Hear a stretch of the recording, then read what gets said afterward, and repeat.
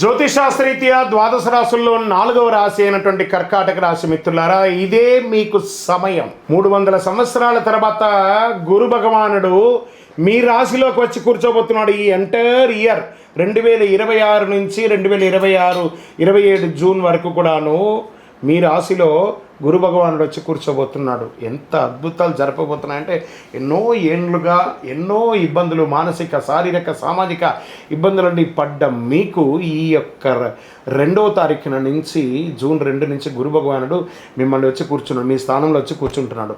ఇక్కడ కూర్చోవడం వల్ల ఎవరెవరికి లాభం జరుగుతుందంటే, మేషరాశికి లాభం, వృషభ రాశి వారికి లాభం, సింహరాశి వారికి లాభం, కన్యా రాశి వారికి లాభం, వృశ్చిక రాశి వారికి లాభం, మకర రాశి వారికి లాభం, కుంభరాశి వారికి లాభం, మీనరాశి వారికి లాభం. ఇలా ఇన్ని చోట చూడబోతున్నాడు భగవంతుడు, ఆ గురు భగవానుడు.